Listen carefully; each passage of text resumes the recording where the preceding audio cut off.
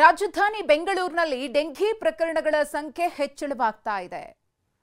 ರಾಜಧಾನಿ ಬೆಂಗಳೂರಿನಲ್ಲಿ ಡೆಂಘಿ ಪ್ರಕರಣಗಳ ಹೆಚ್ಚಳ. ಜಯನಗರ ಸಾರ್ವಜನಿಕ ಆಸ್ಪತ್ರೆಗೆ ವಿಪಕ್ಷ ನಾಯಕ ಆರ್ ಅಶೋಕ್ ಅವರು ಭೇಟಿಯನ್ನ ಕೊಟ್ಟಿದ್ದಾರೆ. ರೋಗಿಗಳ ಆರೋಗ್ಯವನ್ನ ವಿಚಾರಿಸಿದ್ದಾರೆ ಆರ್ ಅಶೋಕ್. ಅಶೋಕ್ ಅವರಿಗೆ ಜಯನಗರ ಶಾಸಕರಾಗಿರುವ ಸಿಕೆ ರಾಮಮೂರ್ತಿ ಅವರು ಕೂಡ ಸಾಥನ್ನ ಕೊಟ್ಟಿದ್ದಾರೆ. ರೋಗಿಗಳ ಆರೋಗ್ಯದ ಕುರಿತು ಅಶೋಕ್ ಅವರು ವೈದ್ಯರಿಂದ ಮಾಹಿತಿಯನ್ನು ಪಡೆದುಕೊಂಡಿದ್ದಾರೆ. ಗಮನಿಸ್ತಾ ಇದ್ದೀರಿ, ವಿಪಕ್ಷ ನಾಯಕ ಆರ್ ಅಶೋಕ್ ಅವರು ಜಯನಗರದ ಸಾರ್ವಜನಿಕ ಆಸ್ಪತ್ರೆಗೆ ಭೇಟಿಯನ್ನ ಕೊಟ್ಟಂತಹ ಕ್ಷಣ. ರಾಜಧಾನಿಯಲ್ಲಿ ಡೆಂಘಿ ಪ್ರಕರಣಗಳು ಹೆಚ್ಚಾಗ್ತಿರುವುದರಿಂದ ಸಾಕಷ್ಟು ಮಂದಿ ಡೆಂಘಿ ಪೀಡಿತರಾಗಿ ಆಸ್ಪತ್ರೆಗೆ ದಾಖಲಾಗಿ ಚಿಕಿತ್ಸೆಯನ್ನು ಪಡೆದಿದ್ದಾರೆ. ಅವರ ಆರೋಗ್ಯವನ್ನು ವಿಚಾರಿಸುವಂತಹ ಕೆಲಸವನ್ನು ಮಾಡಿದ್ದಾರೆ. ಡೆಂಘಿ ಪರೀಕ್ಷೆಯನ್ನು ಉಚಿತವಾಗಿ ಮಾಡಲು ಆದೇಶವನ್ನ ಮಾಡಿ ಆಸ್ಪತ್ರೆಗೆ ಭೇಟಿ ಕೊಟ್ಟ ಬಳಿಕ ವಿಪಕ್ಷ ನಾಯಕ ಆರ್ ಅಶೋಕ್ ಅವರ ಆಗ್ರಹ. ಜನ ಟೆಸ್ಟ್ ಮಾಡಿಸಿಕೊಳ್ಳದೆ ಇರೋದ್ರಿಂದ ಡೆಂಘಿ ಪ್ರಕರಣಗಳು ಹೆಚ್ಚಾಗ್ತಾ ಇದೆ. ಹಾಗಾಗಿ ಫ್ರೀ ಟೆಸ್ಟ್ ಮಾಡಬೇಕು. ಡೆಂಘಿ ಟೆಸ್ಟಿಂಗ್ಗೆ ಚಿಕಿತ್ಸೆಗೆ 10 ಕೋಟಿ ಆಗಬಹುದಾ? ಖರ್ಚು ಮಾಡಿ ಸರ್ಕಾರವೇ ಜನರಿಗೆ ಅಭಯ ನೀಡಬೇಕು ಅಂತ ಆರ್ ಅಶೋಕ್ ಹೇಳಿದ್ದಾರೆ. ಇನ್ನು ಕೋವಿಡ್ ಮಾದರಿಯಲ್ಲೇ ಡೆಂಘಿಗೆ ಪ್ರತ್ಯೇಕ ವಾರ್ಡ್ ಅನ್ನು ಮಾಡಿಸಿ ಅಂತಲೂ ಆಗ್ರಹಪಡಿಸಿದ್ದಾರೆ. ರಾಜ್ಯದಲ್ಲಿ ಡೆಂಗ್ಯೂ ಮಹಾಮಾರಿಯಂತೆ ಹಬ್ತಾ ಇದೆ.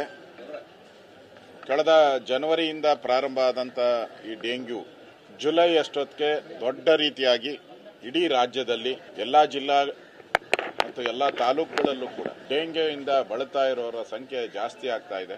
ಇವತ್ತು ಕೂಡ 2 ಮಕ್ಕಳು ಸತ್ತಿರುವಂಥದ್ದು ಒಂದು ರೀತಿ ಕರುಣಾಜನಕ ಪರಿಸ್ಥಿತಿಯನ್ನು ನಾವು ನೋಡ್ತಾ ಇದ್ದೀವಿ. ಪ್ರತಿದಿನ ಕೂಡ ರಾಜ್ಯದಲ್ಲಿ 3 ಅಥವಾ 4 ಜನ ಈ ಡೆಂಗ್ಯೂ ಜ್ವರದಿಂದ ಸಾಯ್ತಾ ಇರೋದು ಬಹಳ ನೋವಿನ ಸಂಗತಿ. ಎಲ್ಲ ಕಡೆನೂ ಭಯ ಬೀಳ್ತಾ ಇದ್ದಾರೆ.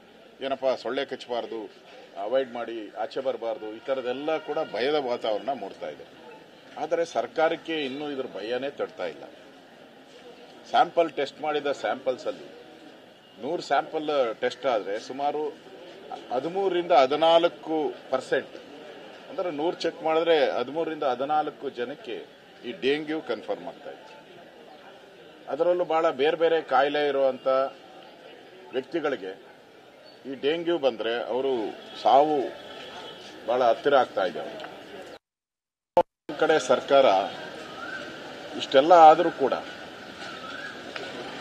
ಇದಕ್ಕೆ ಒಂದು ಟಾಸ್ಕ್ ಫೋರ್ಸ್ ಮಾಡಬೇಕಾಗಿತ್ತು. ಪ್ರತಿ ತಾಲೂಕಲ್ಲೂ ಒಂದು ಟಾಸ್ಕ್ ಫೋರ್ಸ್ ಮಾಡಿ ಒಂದು ಕಂಟ್ರೋಲ್ ರೂಮ್ ಮಾಡಿ ಅದಕ್ಕೆ ಬೇಕಾದಂತ ಒಂದು ಔಷಧಿಗಳೇನಿದೆ ಅದನ್ನು ಕೊಡುವಂತ ವ್ಯವಸ್ಥೆ ಮಾಡಬೇಕಾಗಿತ್ತು. ಇನ್ನೂ ಮಾಡಿಲ್ಲ. 2 ಲಕ್ಷಕ್ಕೂ ಹೆಚ್ಚು ಜನ ಒಂದು ಸೋಂಕಿತ ವ್ಯಕ್ತಿಗಳು ಕರ್ನಾಟಕದಲ್ಲಿ ಕಾಣ್ತಾ ಇದ್ದಾರೆ ಡೆಂಗ್ಯೂ.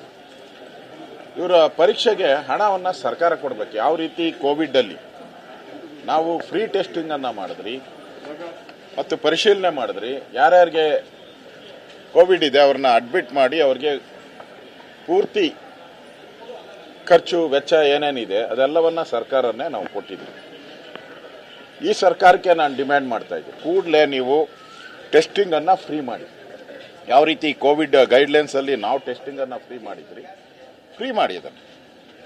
ಅವಾಗ ಯಾರು ಬಡವರಿದ್ದಾರೆ ಪಾಪ ಟೆಸ್ಟ್ ಮಾಡ್ಕೊಳಕ್ಕೂ 1000 ರೂಪಾಯಿವರೆಗೂ ತಗೊಂತಾರೆ. 600 ರೂಪಾಯಿಂದ 1000 ರೂಪಾಯಿವರೆಗೂ ಟೆಸ್ಟಿಂಗ್ ತಗೊಂತಾರೆ.